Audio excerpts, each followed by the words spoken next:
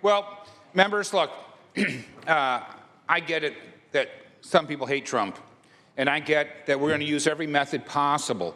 But you know what? What they're proposing today makes good sense if only it had applied to all state elected officials.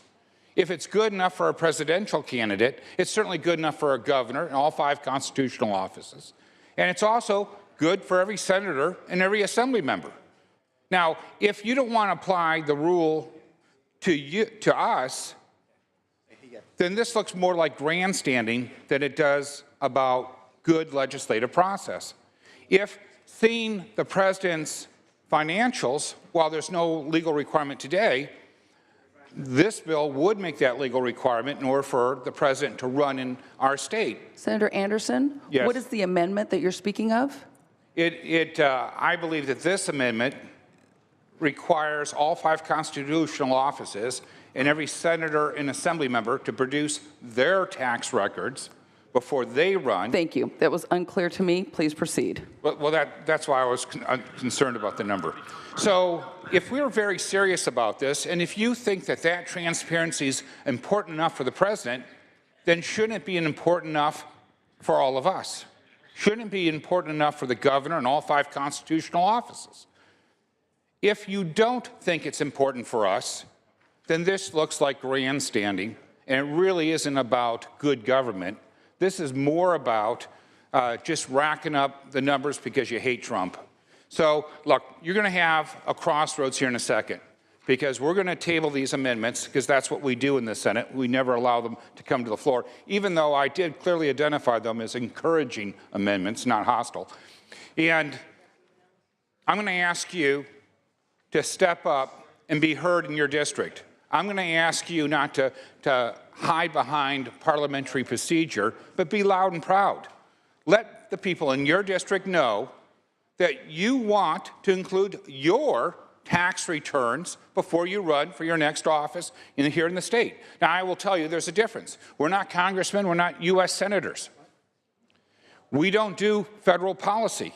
But what we do is state policy, and that's the one thing that we absolutely can control.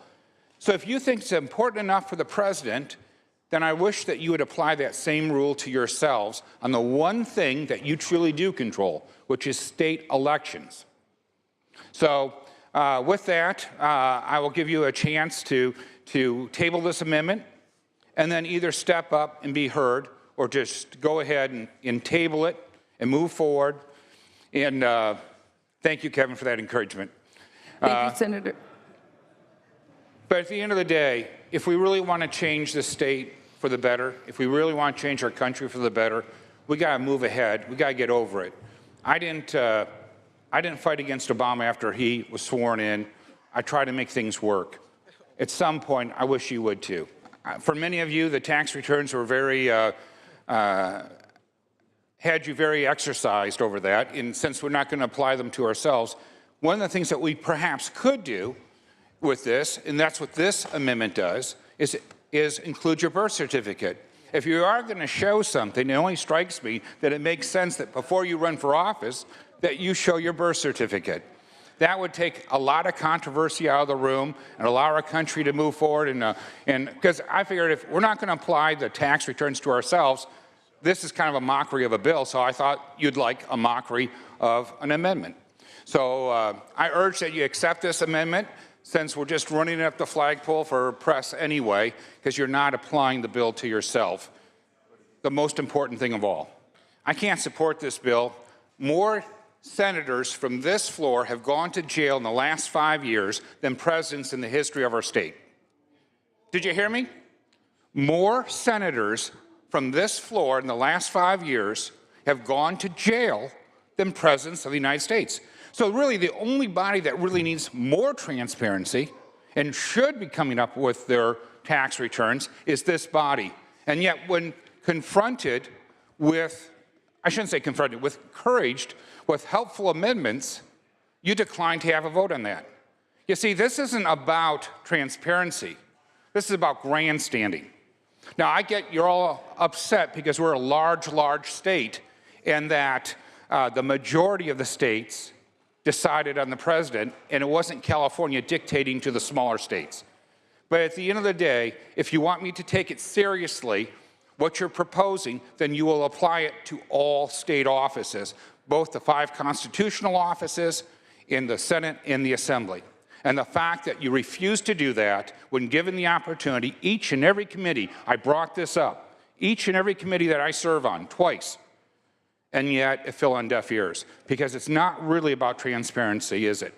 This is all about moving an agenda forward that doesn't serve the people of California to the best of their ability, in my opinion. Senator Anderson, I can't imagine what else you have to add to this. You are on a short leash. Please proceed.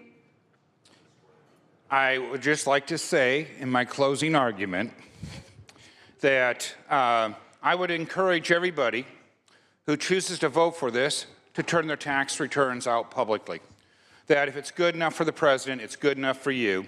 And I'd invite every reporter who's watching at this late hour to call you and request to see your tax returns.